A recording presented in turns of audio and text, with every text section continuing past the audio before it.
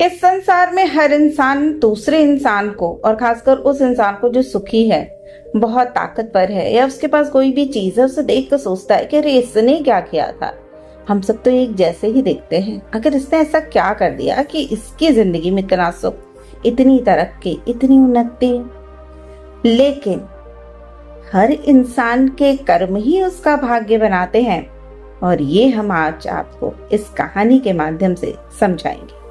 तो इस पूरी कहानी को सुनना और कहानी के अंत में इसके सार को भी जरूर समझना, ताकि आप जीवन में कर्म और भाग्य दोनों के सिद्धांत को समझ सकें।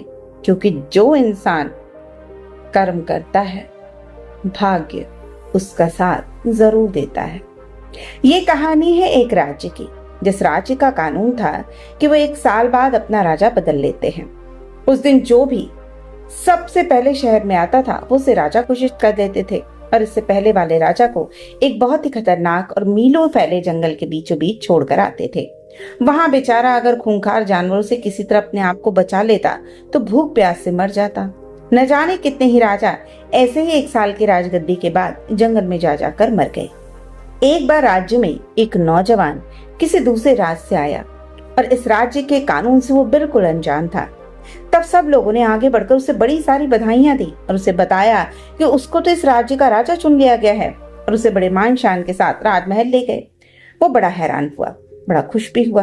राजगद्दी पे बैठते उसने पूछा कि मुझसे पहले जो राजा हुए वो कहाँ हैं? तो दरबारियों ने उसे इस राज्य का कानून बताया कि हर राजा को 1 साल बाद जंगल में छोड़ दिया जाता है और नया राजा चुन लिया जाता है। ये बात सुनते ही वो एक बार तो परेशान हुआ, लेकिन फिर उसने अपने दिमाग का इस्तेमाल करते हुए कहा कि मुझे उस जगह लेकर चलो जहां तुम अपने पहले के राजाओं को छोड़कर आए हो। दरबारियों ने सिपाहियों को साथ लिया और नए नियुक्त राजा को वो जगह दिखाने जंगल में ले गए। राजा ने अच्छी तरह उस जगह को देख लिया और वापस आ गए।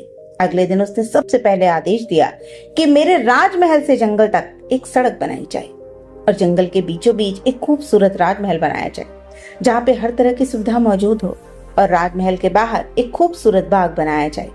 अब राजा के आदेश का पालन किया गया। जंगल में सड़क, राजमहल बनकर तैयार हो गया, और साथ ही साथ 1 साल पूरे हो गए। राजा ने दरबारियों से कहा कि आप अपने कानून का पालन करो और मुझे वहां छोड़ाओ जहां मुझसे पहले राजाओं को छोड़कर आते थे। दरबारियों ने कहा कि महाराज, आज से कानून खत्म हो गया, क्योंकि आज हमें एक अक्लमंद राजा मिल गया। वहां तो हम उन बेवकूफ राजाओं को छोड़कर आते थे जो 1 साल के राजशाही के मजे में बाकी की जिंदगी को भूल जाते थे और अपने लिए कोई बंदोबस्त नहीं कर पाते थे। लेकिन आपने अपने दिमाग का इस्तेमाल किया और आगे का बंदोबस्त कर लिया। हमें तो ऐसे ही होशियार राजा की जरूरत थी जो कि हमारे राज्य को आगे के हिसाब से तरक्की करने में आगे बढ़ा सके। अब आप आराम से सारी जिंदगी हमारे राज्य पर राज करें। दोस्तों, ये कहानी में बहुत कुछ सिखाती है, और उस जो सीख है उसको हम एक एक करके समझेंगे। सबसे पहली बात है कि हम में से बहुत लोग ये सोचेंगे कि कुछ दिन बाद हमें भी दुनिया से जाना है। एक दिन ऐसी जगह चले जाना है जहां हम इन सब चीज को छोड़ के चले जाएंगे और जहां से कोई वापस नहीं आता।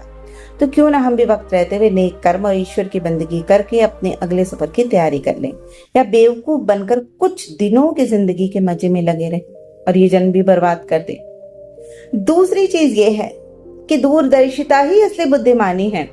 कहानी का राजा जानता था कि 1 साल बाद उसे जंगल में भेज दिया जाएगा, इसलिए उसने अभी से भविष्य की तैयारी शुरू कर दी।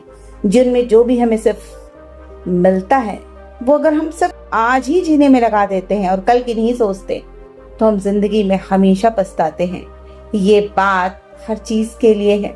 अगर आपने इस जीवन को जीने में सारी भौतिकता में ही अपना पूरा समय लगा दिया, तो मृत्यु के बाद आप क्या करेंगे? ऊपर जाके ईश्वर को क्या मुंह दिखाएंगे?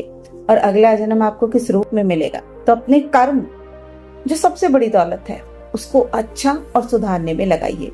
वास्तविक जीवन का आनंद लेने के साथ साथ कुछ ऐसे कार्य भी कीजिए जिससे किसी का भला हो, प्रकृति का भला हो, समाज का भला हो, देश का भला हो, ताकि आपके कर्मों के गठरी खूबसूरत बन सके। वर्तमान ही भविष्य का निर्माण करता है। याद रखें, जो हम आज करते हैं वही कल हमारे जीवन की दिशा तय करता है। राजा ने 1 साल के दौरान ही अपने अगले जीवन को स्वर्ग बना लिया।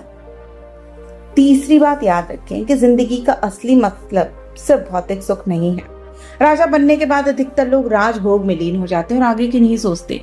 और ऐसा हमारे साथ भी होता है। जीवन में जब भी खुशी का पल आता है हम बिल्कुल खुशी में लीन हो जाते हैं और ये नहीं सोचते कि आगे दुख का दिन भी आ सकता है।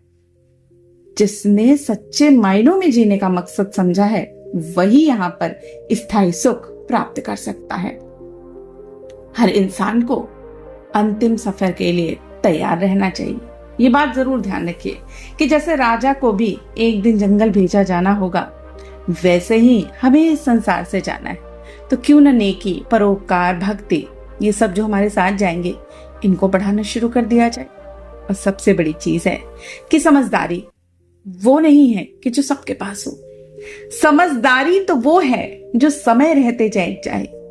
अर्थात समझदार वही बनता है जो समय रहते उस वास्तविकता को पहचान लेता है। दूसरे राजा अंत में पछताते थे, लेकिन यह राजा समय रहते जग गया और इसने कर्म से अपने भाग्य को बदल लिया। तो जो समय रहते चेत जाते हैं वही जीवन को सफल बनाते हैं, बाकी सिर्फ देखने वालों की भीड़ में खो जाते हैं। तो दोस्तों, ऐसी ही रोचक जानकारियों, कहानियों के साथ फिर मिलते हैं। तब तक के लिए नमस्कार।